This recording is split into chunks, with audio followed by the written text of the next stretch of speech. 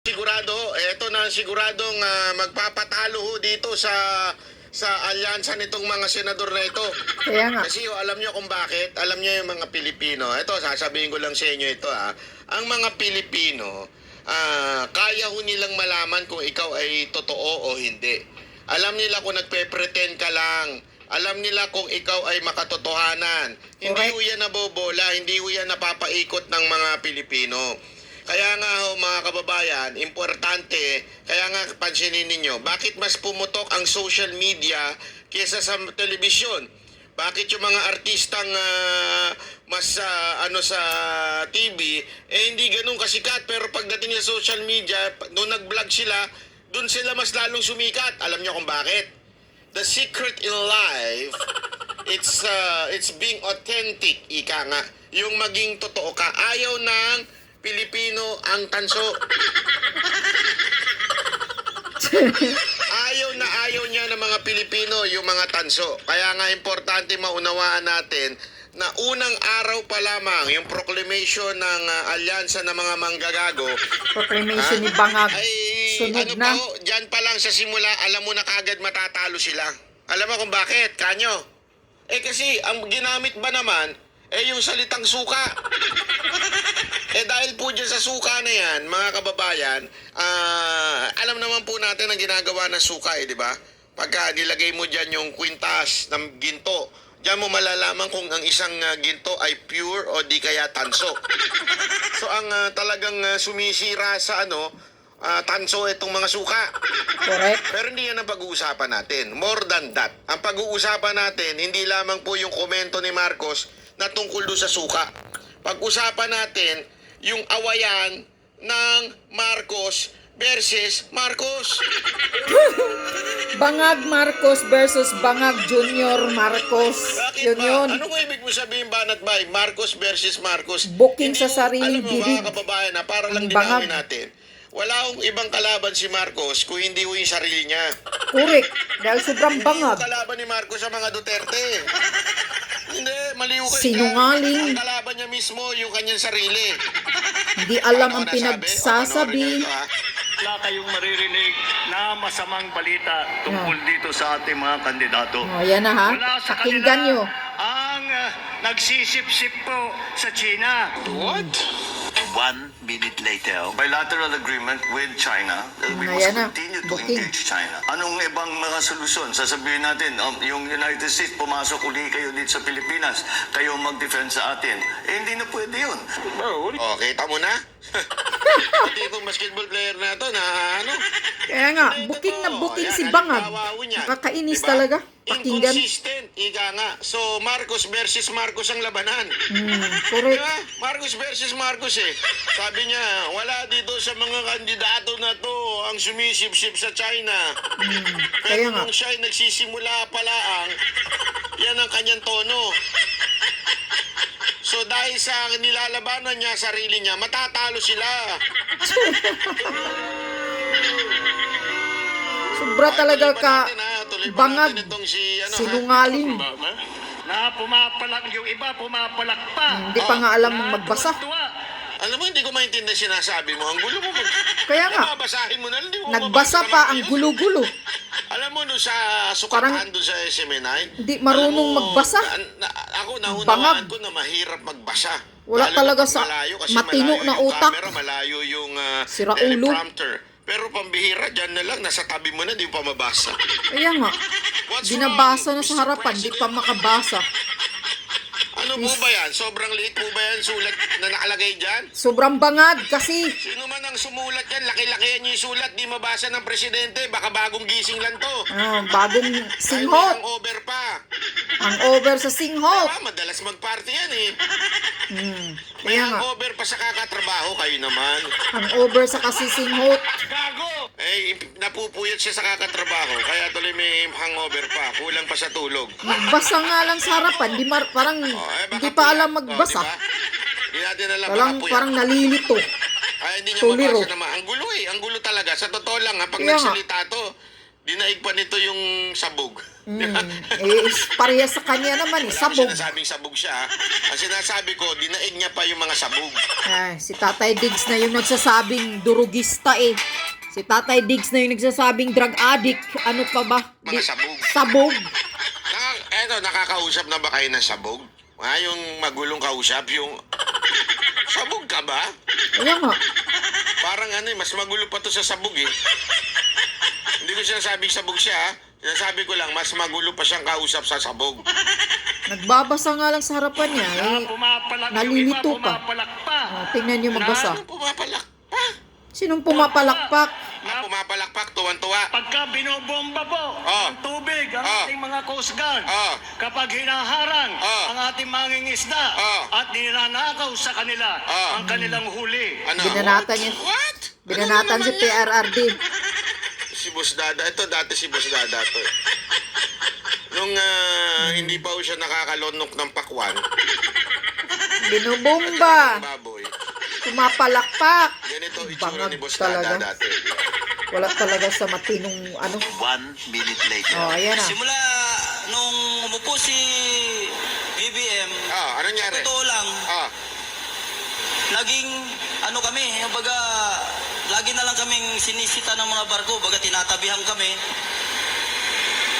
Nung nakaupo pa si Tatay Digong, buhay kami, malaya kami nakakapangisda sa Oh. Scarborough.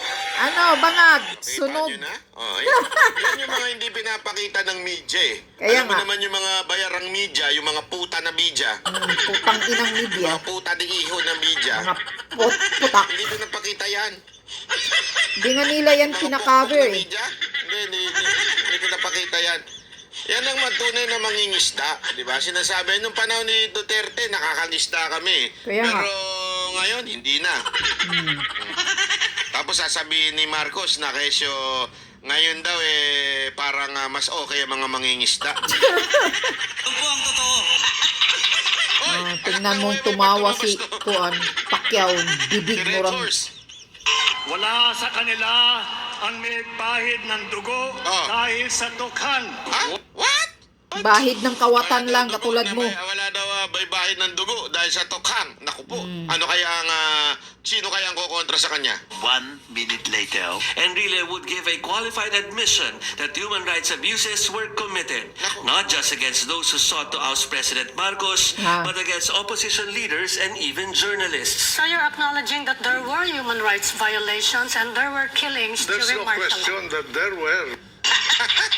Ano yan, Marcos? Walang bahid ng dugo. Yung ama mo mismo. Ha? Hindi, alam mo, sa totoo lang ito ang problema kay Marcos Minsan kasi, dahil siguro bagong gising dahil puyat. Bangag. Puyat siguro. Napuyat sa May kasisingot. hangover siya mga kababae. Linawin natin, when I say hangover, wala akong ibig sabihin. Ay, Diyos ko naman. Banat bay. Huwag ka nang magtago-tago pa eh. Sabi mo na, bangag. Puyat. Puyat sa kasisinghot. Siguro, kaya... Si Tatay Digong ganyan, nang nagsasabi ganyan, niyan. Hindi niya nababasa yung script Durugista. niya. Kasi parang, alam mo, nung panahon ng nangangampanya si Marcos, yung 2022, hindi naman po siya ganyan. Hindi nga siya nagsasalita, hindi nga siya nagpapaliwanag eh. Ewan ko ba ngayon, bakit tila nagbago siya ng imahe? Biglang bumabanat na siya ngayon. Di ba? Hindi ko alam. Nanonood ka ba ng Banat Bay? Ba't bumabanat ka? Hindi, ano nangyari sa'yo, Marcos? Bakit ganun? Bakit bigla ka nagbago ng tono? May nagtuturo ba sa'yo yung tatanga-tanga sa paligid mo? Hindi, meron ba Asawa nagtuturo niya, si sa'yo? Lisa Butod. O baka kasi may nagtuturo sa'yo yung tatanga-tanga sa paligid mo, tinuturoan ka ano sabihin mo. Ikaw naman, hindi mo iniisip Kaya kung nga. ano yung dapat mo sabihin. Hindi Hindi sa'yo kasi binabasa. bagay yung umihirit ng ganyan. You know why? Because kulang ka sa research. Exactly. Kulang ka sa research. Yung sasabihin mo walang bahid ng dugo. And remember, yan ang akusasyon sa buong pamilya mo. Correct. Tanda mo, no buong pamilya mo noon? Sino Binubumba. po ba ang pasimuno ng martial law noon? Sino po ba ang mismong si Enrile inamin na there were abuse on the time of your father. Yes. Si Enrile nakatabi mo. This is a human Si rights Enrile abuse. na presidential advisor mo. O, ano So yan? ibig sabihin, kulang ka sa research, boy. Ibig sabihin, kulang ka. Hindi Huwag ka naman nang mag-research umirit dahil yan. mapapaya ka lang. Hindi mo alam yung sinasabi mo. Correct. Yun naman nagbibigay ng script mo. Pambihira naman kayo, mag-research naman kayo. No wonder, nako, ayoko na lang magsalita. No wonder, ang gulo-gulo nyo dyan sa Malacanang. May balita ako, gulo-gulo nyo daw dyan eh. Yung communication nyo, gulo-gulo eh. Bakit? Kanya-kanyang bida-bida daw dyan eh. Kanya-kanyang epal daw dyan. Nag-resign na nga Diba? sa, si Chavez daw Kaya eh. pinapahamak nyo ngayon, yung presidente, wala namang alam talaga yan. Correct. Sinusubuan lang ibutod ng kuan. Yung Pulburon. presidente na yan, ang alam lang niya magbasa. Hindi. Sunuran lang yan doon sa pinsan niya. Magsinghot Sa ang asawa alam. niya. O paano mangyayari yan?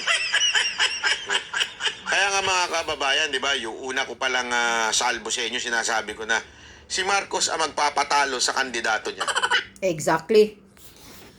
Sinusubuan lang kasi ni Lisa butod ng ng kung ano-ano, ng pulburon, okay na si Bangag. Diba, yung una ko palang salbo sa inyo, sinasabi ko na, si Marcos ang magpapatalo sa kandidato niya. Tama. Oh, swear. Swear. Si Marcos ang magpapatalo sa kandidato niya. Maniwala kayo sa akin. Pag hindi tumigil yung kakadaldal, matatalo talaga yung mga kandidato niya.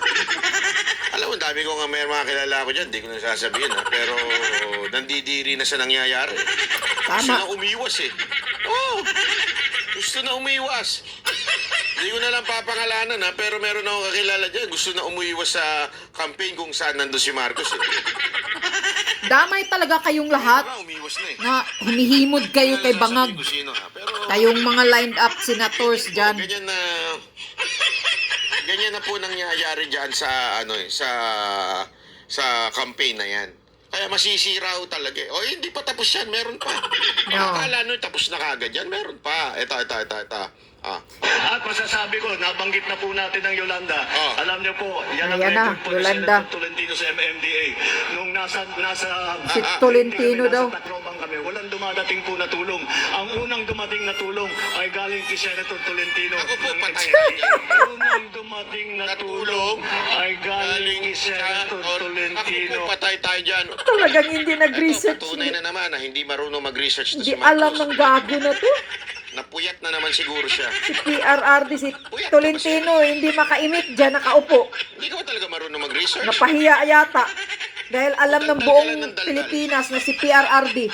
O kung sino-sino. Kasi yung barkada mo kasi. Ang Bangag, magsinghot ka na lang. Tigilan mo na yung pagdakdak. Nakakahiya ka. Yung barkada mo ba sabog? Parehas sila. Sabog, Bangag. Bakit? Banat ba? Eh kasi parang yung mga papagkwentuhan nyo, kwentuhan ng mga sabog eh. Correct.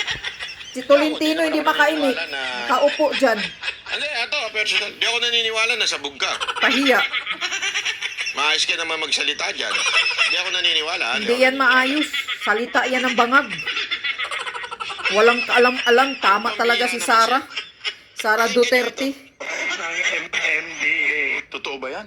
Tanungin natin mismo ang taga-Tacloban. O sino ba yung taga-Tacloban na yun? Naku po. Yan o. Asawa mismo ni... Si Tingog. Ay, Tingog. Tingog? Party Asawa mismo ni Tambalusloso. Rodrigo Duterte nga after 2 days naa na siya nagdala siya kay Si siya Rodrigo po igkasi Duterte, nga taga-Leyte. ang unang So dumating. siya ang unang nga nitabang sa Oh, siya ang unang naatabang na ano? Asawa ni Bangag. O ni Tambaluslos na mismo. Nagsabi sa Tacloban na ang unang dumating. Mag-group chat kayo.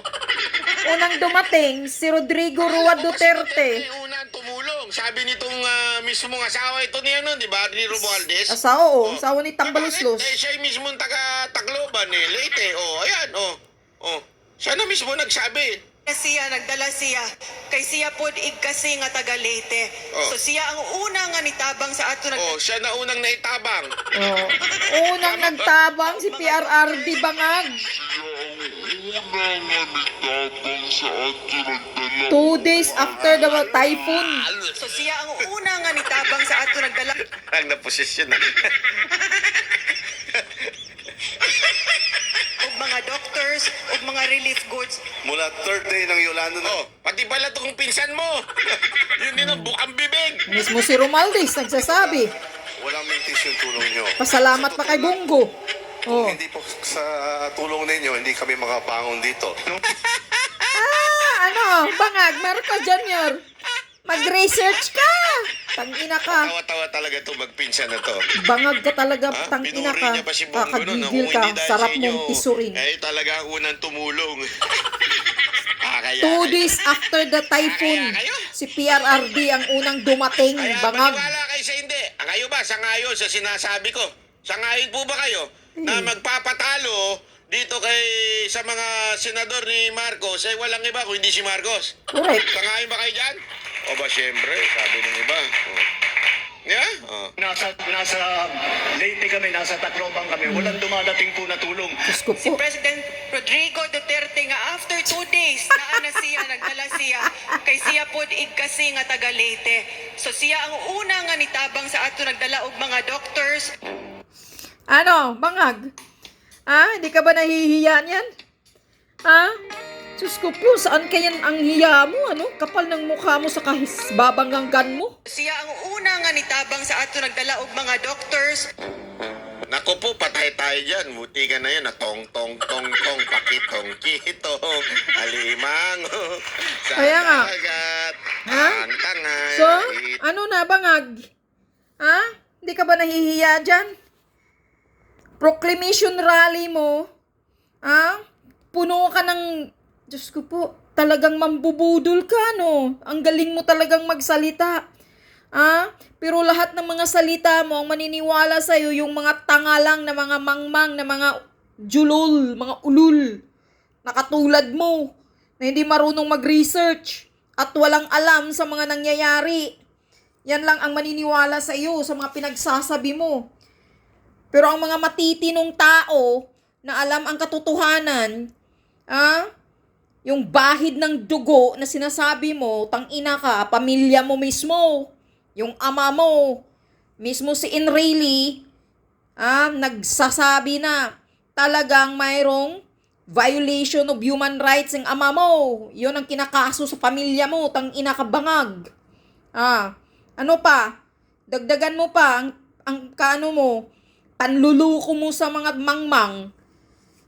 Kaya kayo mga tanga, madali kayong lukuhin ni Bangag Marcos Jr. Nagsasalita na parang talagang sabog na sabog. Yan. Ang napahiya tuloy si Tolintinong nakaupo dyan. Ang una daw tumulong sa Tacloban yung bagyo ng Yolanda, si Tolentino. My gosh! Hindi makaimik si Tolentino nakaupo sa likuran mo. Mismo na si Tambaloslos Romaldis at pati asawa niya nagsasabi na 2 araw after ng bagyo ng Yolanda, ang unang tumulong at nagbibigay ng mga gamot kundi si Rodrigo Roa Duterte, sila ni Bongo, taga Davao, lahat. Ang nagbigay ng tulong sa Tacloban, mga pagkain, mga doktor, kung ano-ano pa, sinasabi na mismo ng asawa ni Tambaloslos. Bangag! Mahihiya ka. Isang sampal yan sa mga kasinungalingan mo. Talagang wala ka sa hulog. Tama talaga si Harry Roque na kailangan magpa-hair follicle drug test kang siraulo ka, gago ka. Dahil wala ka na sa matino yung pag-iisip mong magsasalita ka, daig mo pa ang sabog. Nagsasalita ka, wala ka sa hulog, nakakahiya ka, tangina ka. Hindi nahihiya yung mga Diyos ko. Wala talaga tong si Bangag Marcos, nakakagigil talaga ito. Kaya ang maniniwala sa kanya, kayong mga taong bayan na naniniwala kay Bangag Marcos Jr. ninyo, parehas din kayo, mga bangag, mga otak tanga, mga julul, mga mangmang.